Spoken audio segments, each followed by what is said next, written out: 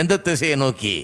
இல்லை, போதாது, முடியாது, நமக்கு ஆகாது, நான் ஏழை, நான் ஒன்றும் இல்லைன்ற அந்த திசையை நோக்கி உங்களுடைய வாழ்க்கையை, உங்களுடைய இருதயம் அந்த டைரக்ஷனில் திருப்பி விட்டுரும்.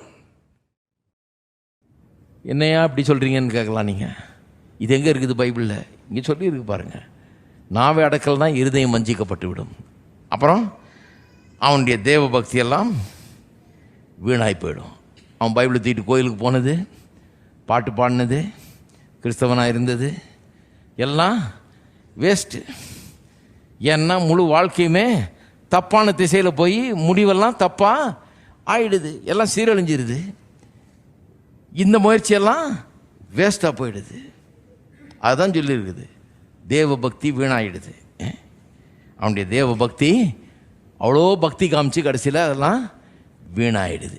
இதை இன்னும் விளக்கி சொல்கிற ஒரு போதனை எடுக்கிறேன். இயேசுவே போதிக்கிறார்.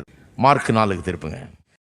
மறுபடியும் அந்த விதைக்கிறவனை குறித்த ஓமை, அதான் எல்லா ஓமைக்கும் தாய் ஓமை மாதிரி இருக்குது. அதனால் திருப்பி திருப்பி வர்றோம் அதுக்கு.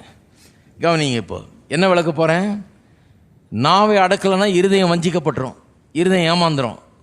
நீங்கள் வாயில் பேசுகிறது தான் உண்மை, அங்கே தான் நீங்கள் போக விரும்புகிறீர்கள் என்று எண்ணி கர்த்தர் அப்படி உண்டாக்கிட்டார், டிசைன் பண்ணிட்டார் நம்மளை. வாயில் பேசி அது இருதயத்தில் நிறைஞ்சு, இருதயத்தின் நிறைவினால் வாய் பேசி அப்படி தான் எல்லாம் உண்டாகிறது. நல்ல மனுஷன் அதனால தான் தன்னுடைய நல்ல இருதயமாகிய நல்ல பொக்கிஷாலை இருந்து நல்லவைகளை எடுத்து காட்டுகிறான். பொல்லாத மனுஷன் பொல்லாத இருதயமாகிய பொல்லாத பொக்கிஷாலையிலிருந்து பொல்லாதவைகளை, இப்படி தான் நல்லது கெட்டதெல்லாம் உண்டாகுது பாருங்க.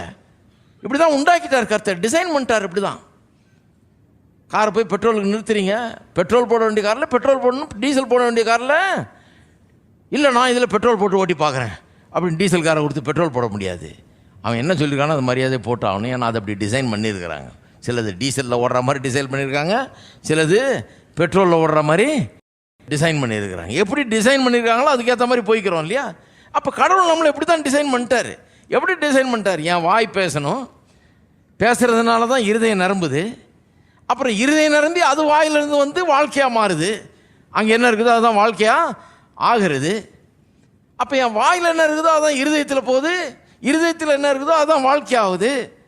அப்போ நான் வாயை திறந்து தப்பான காரியங்களை பேசினா என் இருதயம் என்ன நினச்சிக்குது? இங்கே தான் நான் போக விரும்புகிறேன்னு அங்கே கொண்டு போய் விட்டுருது. என்ன ஹலோ இருக்கிறீங்களா? சில நேரம் இங்கே எப்படி வந்தோம், நம்ம எப்படி இவ்வளோ மோசமாச்சு?